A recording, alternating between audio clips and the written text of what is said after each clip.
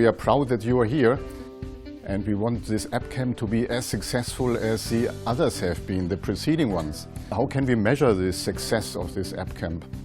Well, basically, if we have success stories later on, we had more than 120, I think, applications. Only 20 have made it, and I'm really happy to say that they are all very, very competent.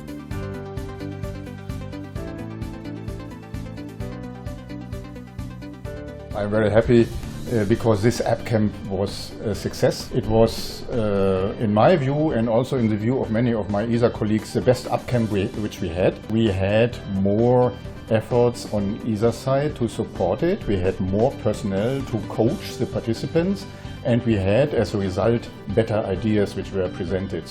Participants were extremely ambitious and professional. We're a creative agency in Budapest. We all work together at the World Conservation Monitoring Centre in Cambridge. We are a mixed team, so this is kind of maybe a bit of difference compared to other teams. We just met this week here. We didn't know each other before.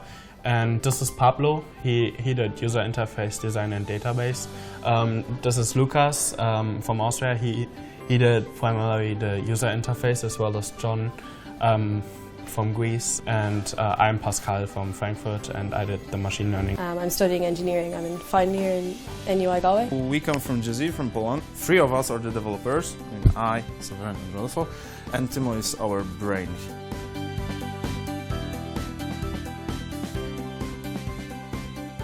In the end, all ideas were good. We found that it was particularly difficult to nominate a clear winner. So our app is specific to scientists out in the field who need to use satellite data but then gather this additional layer of contextual data. So we created Biome, a better way for scientists to gather in situ data.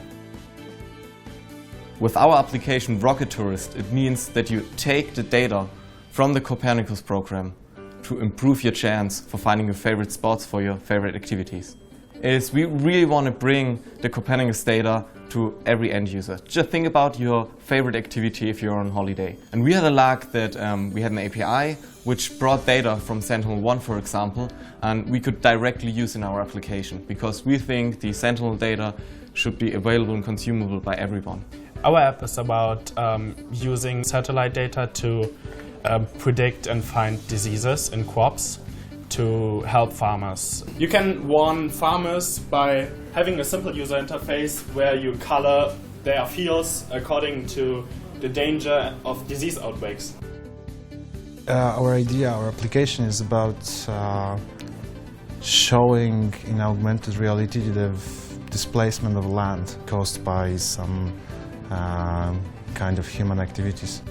Tourism and lifestyle, and creating an application for the average tourist that is really simple to use, but not only simple in terms of simple data, but simple in terms of usability. And we want to take complex data from a satellite and present it to the user in a very simple and intuitive way. Everyone does one there at the beach: sunbathing, swimming, diving and surfing.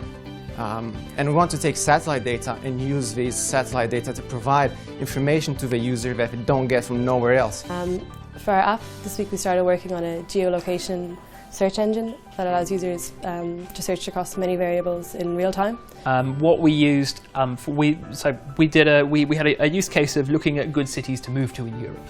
And to do this, we pulled down data from some of the, I think from the Sentinel-2 type data, where you can then put Sentinel-2, 3 and 5 type data, where we pulled down data on things like nitrogen dioxide concentration, ozone concentration, sulfur dioxide concentration. So that gives you a reasonable heuristic for saying, you know, this area has better air quality than another place. I think the most important aspect is it definitely was fun, but also we learned a lot. So it's always a great chance to work with new technologies, but also to see what other groups are working on. Yeah, we had a great week. It was a really enjoyable experience. I really enjoyed it anyway. Yeah, it's just a really inspiring environment to be around. And I really say, and I'm very happy and proud to see that this is really emerging as a major activity, also of ESA, where we want to invest in the future and really plan to do more of it. They are really arranging across a very wide range of activities, from underground mining to data repositories for business locations, for tourism, for family, for travelers, for agriculture, lifestyle, weather again.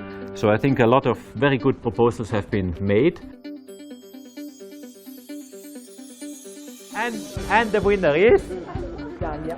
Tada! Gaia. Please, the people of Gaia, come forward to receive your prize. So congratulations. Thank you. Congratulations. Congratulations. Congratulations.